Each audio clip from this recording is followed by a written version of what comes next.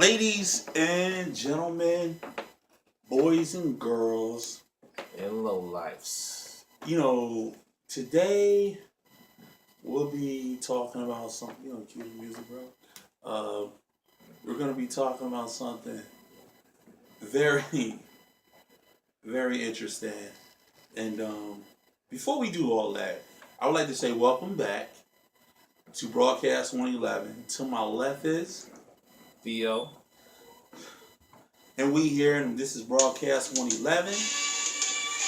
And most definitely, this is what we do when we live.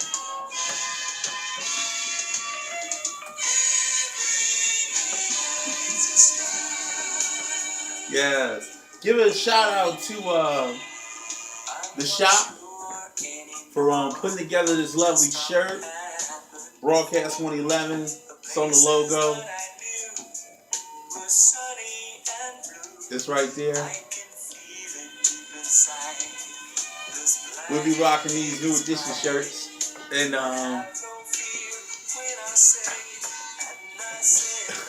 what we listening to? Yes indeed. Yes. Yes indeed.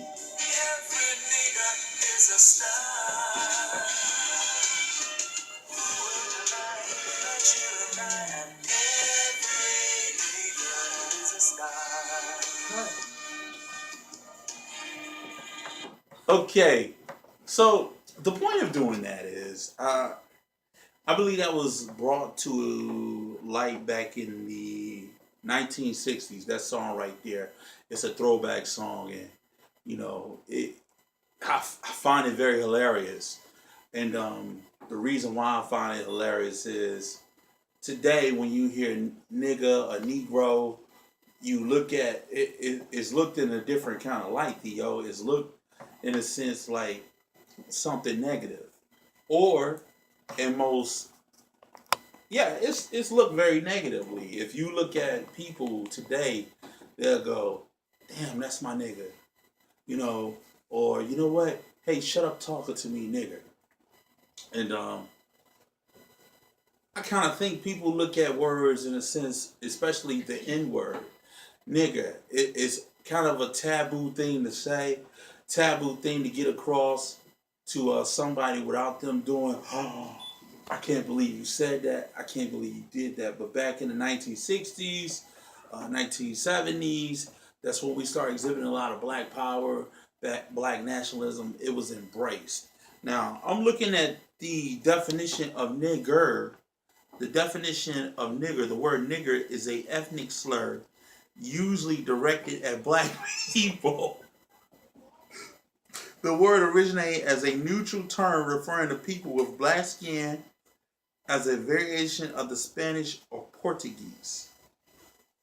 I mean, wow. This not only from Wikipedia, but it's also from the regular library too. It's a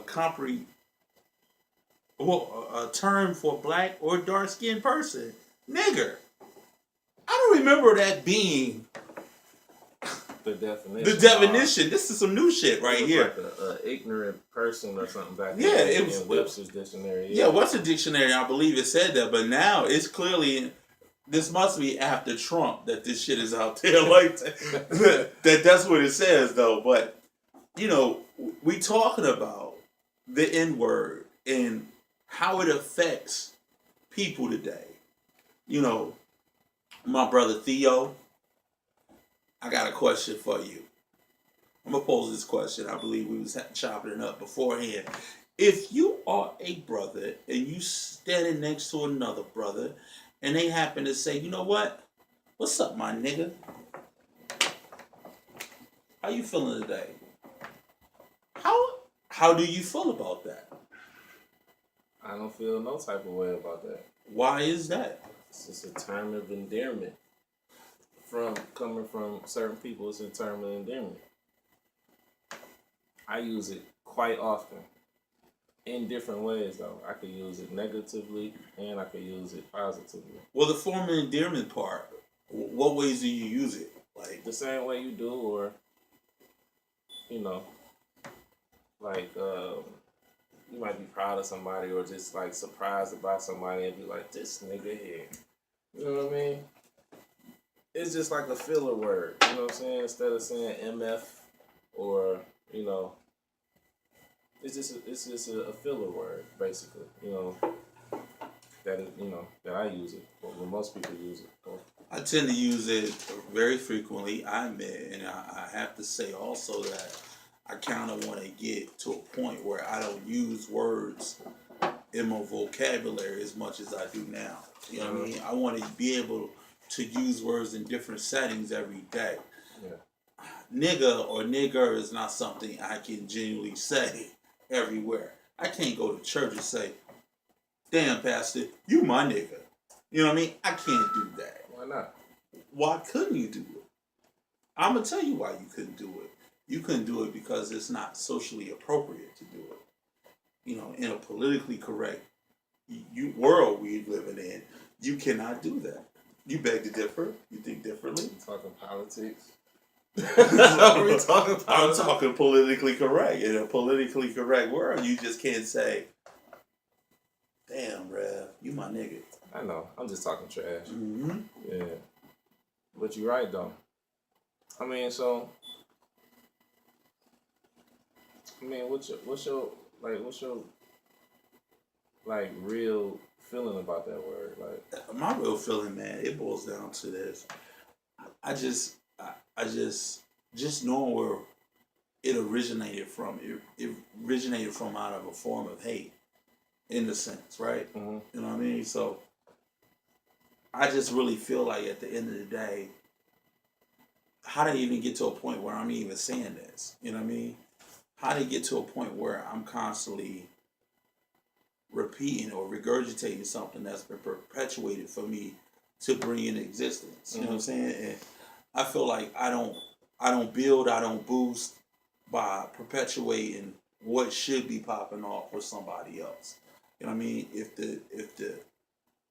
the construct is set up for me to be a certain kind of way, I don't want to always fit that mold. You know what I mean? So I'm gonna give you an example. If you tell me doo-doo means you the shit, you know what I mean? Right. I don't want to always be going, you know what? Man, you a doo-doo. You know what I mean? I don't want to.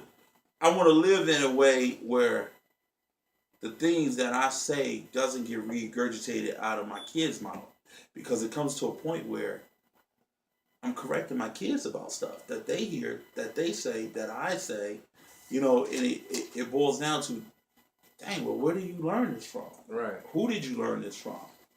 And like what? A good 70% of learned behavior from children, what? Come from in the household? Yeah. You know what I mean? So if I'm talking on the phone, I'm like, this nigga, man, let me tell you something about this little broad. This nigga came in my crib and they did X, Y, and Z. And matter of fact, this nigga fixed a sandwich. He fixed more than one sandwich. He fixed 3 sandwiches. And I told this nigga I only had a little bit of ham left. But he took the rest of my ham. Nigga, please. You know what I mean? So I just gave a good example of how nigga is always utilized. Right. You know what I mean? But I just don't want that for my own kids, to be in a position where they constantly regurgitating words in which you feel is negative. Is negative. Yeah. Well, do you believe that we use that in a positive light? I believe you said earlier that we use it as a term of endearment, and I believe when I said we speaking of the black community. Yeah. Do we use that as a term of endearment?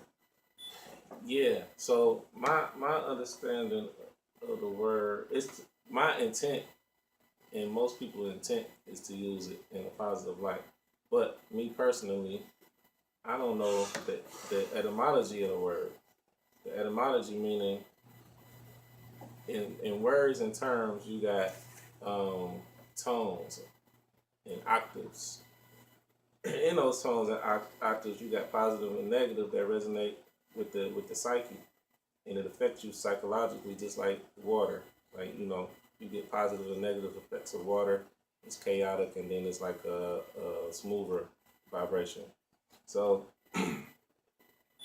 with that being said, I don't know like the science of it, but I know that I use it intentionally as a positive in most endearing ways, and I could use it as a negative. You know what I'm saying? But even with that being said, like I just believe that we just took something that was negative, and just us being the extensions of God and King and the universe that we are, we just molded it into a positive, just like we do anything else. We take the scraps from anything that's thrown and given to us and turn it into gold. It's like a supreme alchemy. You know what I'm saying? We took a pure negative thing and made a term of endearment, and now we got other cultures. We even got white people and Arabic people calling each other nigga. You know what I'm saying? So that's interesting that you say that, because I was gonna get on the subject matter of when it comes to people and their definition of nigga or nigger. You know what I mean? Do you as a black man become offended by them saying nigga, and say like they don't even gotta say it to you, but them saying it period? So like someone Caucasian says, you my nigga. Man, my first time like really noticing it, I was in L.A. at the in line for the one party. What's the one party? It's not Coachella. It's the Do Over. The Do Over. Shout out to the Do Over. I haven't gotten there yet, but Theo has. I'm gonna get there. It's a Adidas, the Do Over. Adidas sponsored day party. You know what I mean? DAY party. I was in line, and it was a long line. It was like a bunch of other cultures in line. It was like some Asian cats in front of us, and they was just talking and kicking it or whatever. And you could just tell, like, their style was like urban street, and they were talking to each other. And I just kept hearing the word nigga, and then I kind of like honed in and looked in like to see what was going on. And they really was kicking it. Like, nigga, you stupid. Like, nigga, you know what I'm saying? Woo. And it wasn't forced. It was just something natural. You can tell that they do all the time. And then me and my homie, we were just like, oh, this is crazy. Like, you know what I'm saying? We kind of honed in on it together. I was like, this is crazy. Like, how we influence the world with that, you know what I'm saying, with that word. They don't really feel where it came from, but we used it in such a light to where it's embraced. It's embraced by other cultures. Yeah. The funny thing about that is, if you take that same construct of what you just explained and you do it with different people, people will perceive it differently. You know what I mean? Based on their own perception of what should be pushed out. You know what I mean? I know black people who really feel like that when it comes to nigger or nigga, it shouldn't be said if it's outside of the culture, period. And, and I'm like this, man. Whatever you do, that's what you do. You treat me with respect, I treat you with respect. Words is merely wordplay. You know what I mean? Words do hurt. Yeah. You know what I mean? Like, if I called you something that was derogatory, I'm sure at some point it's gonna pinch a nerve. It's gonna make me feel some type of way. You know what I mean? But when it comes to things like that, like, this nigga over here. You know what I mean? I'm finding it, and it's weird. Like, I come back from Philadelphia to Detroit, and I got a reversal culture shock. You know what I mean? And I'm straight east side Detroit. I was born and raised. I lived throughout the east side. That's the way I got down. Ain't that right, K. Jones? Mm-hmm. All day, boom. She know what it is. And they have this certain vibrato about the east side now. If you from the east side of Detroit, you rose yourself up out of the dirt, out of the grind, you know what I'm saying? Out of the depths of niggerhood, you know what I mean? To become whatever you become. They don't say this shit about the west side. It's like this, but Slight this to West Side, but it's still cool. Anyway, I'm just saying Right. you know, that normally people I know, they always I'm from the East Side to prove how hard you are. Right. And I laugh because I'm like, I'm so not hard. Yeah. But I'm from the East Side, you know what I mean? And people from the East Side have a sense of hustle to them. Mm-hmm. You know what I mean? And I remember hearing this dude. I saw this dude out in New York. And the one thing that we had in common was we was from Detroit. He was from the East Side. I was from the East Side. Now, I ain't know him. But he like, yo, man, my nigga, what's up? You know what I mean? That's how we greet each other. My nigga, what's good, yo? Mm-hmm. Yo, any nigga that make it from the D can make it anywhere. Right. and I'm really like, damn, like, right. yo, like, you right. You absolutely right.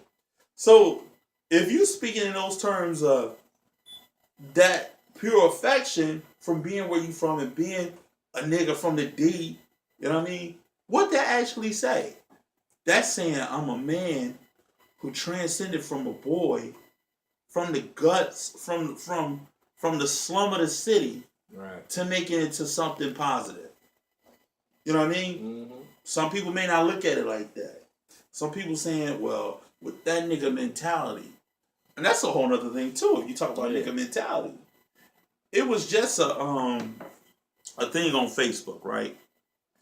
I don't know if you saw it or not, but I had it posted on my page. It was this group of men. They was doing a mannequin challenge, right? Mm-hmm. They was doing a mannequin challenge, and they had like a shootout, right? Yeah. And what I did was I not only showed the shootout, I showed the other clip where the police had raided their house. Right. And I was like, damn, look at these niggas. Right. Now, what's the difference between that and the other one? What other one? When you talk about the wordplay, I came from the gutter. This nigga. Now look at these niggas. These niggas are these niggas. It's intention, man. It's kind of like it's a word filler. It's kind of like the emotion behind it. You know what I'm saying? The way it's a word filler, but it's emotion behind it. So you kind of like understand where you're coming from when you say that. Right. But just on that, did you see the white people that did the shootout too? Yeah, I saw that one too. And the caption said, here we go right here. Yeah. And the caption said, I bet you the police ain't raid their house. You know? Yeah, here we go right here. And it's crazy because when you look at it, you know, and they got the music or whatever, it's like, damn, like, yo, it's amazing how we look at everything from a narrow perspective if you're not black. But if you are black, everything gets scrutinized to a whole magnitude. Like we get the magnifying glasses. Yeah. Everybody is perceived to be a nigga. Like, really, I just look at that. Like, them dudes with those guns and everything, I didn't have a comment to make about it being negative. I thought it was creative art. That's the way I looked at it. Oh, yeah? Yeah, I thought it was creative art. That's interesting. Why you say it's interesting? Because that concept didn't come to mind when I seen it. What was the concept that came to mind with you? I don't know, man. It was just like negative. Like a negative mind state. You know what I mean?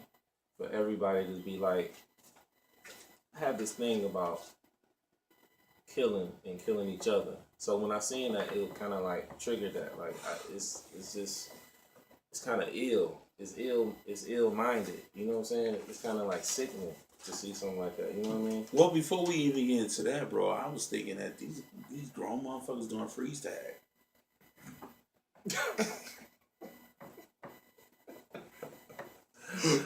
Freeze tag with hollow tips? Yeah, right. Right. But I'm not even talking about just them though. I'm not talking about them though.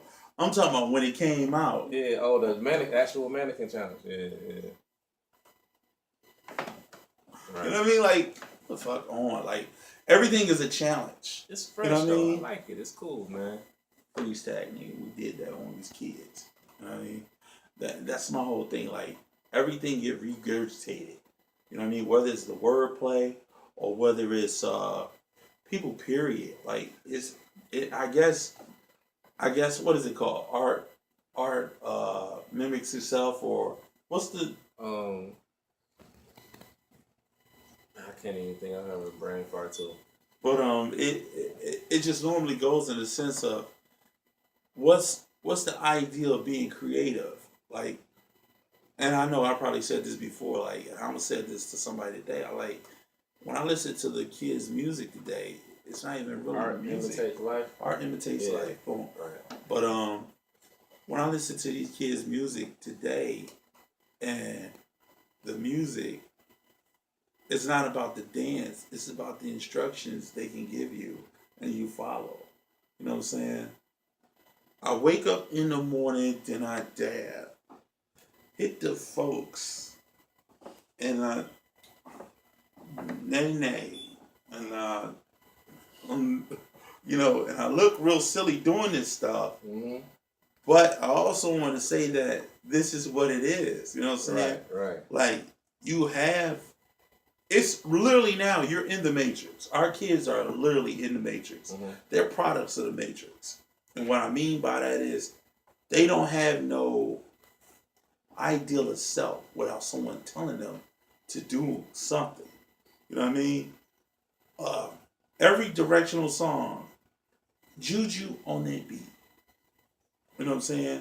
Or get down low and swing your arms. Do the quan. Do the quan. You get down low. You swing your arms. You know, I'm saying that to say, bro, this generation, when it comes like this, knowing your history, knowing where you're going, knowing where you've been, they don't understand that, bro. So it's easy for someone to call you something and you not identify with where it's coming from, because everything now becomes socially accepted. Mm-hmm. You know what I mean? So it boils down to how conscious can you be? You get what I'm saying? Mm-hmm. Like, today, these kids, they don't care about being conscious about anything. From a lot of kids that I see, Mm-hmm. they don't care about that. They care about being able to fit in. Mm-hmm. If I fit in, that's the best and most important thing that I could do. You know what I mean? Right. And I may be wrong. You could be telling me something different. So when I get on the lines of, like, nigga being a negative thing, I heard them call each other 10 times worse things than being a nigga, because it's been considered to be normacy. Mm-hmm. You know what I'm saying? Like, kids call each other bitches and hoes nowadays. I hear more female girls call each other bitch. Ah, bitch. Ah, you my bitch. You know what I'm saying? For a long time, though. For how long it's been going on? To where it become normacy. Yeah. Now it's like super normal. Like, I remember when that wasn't normal at all. You call somebody a bitch, it's rape. I ain't your bitch. Fighting. We fighting. Yeah. You know what I mean? But now when they talk, is look at my bitch. Oh, best friends forever, bitch. What? You know what I mean? And it doesn't fit as something to be normal with me. Yeah. So when I say something, I'm like, this doesn't feel right. You know what I mean? So what's going to be the next trend? What's going to be the next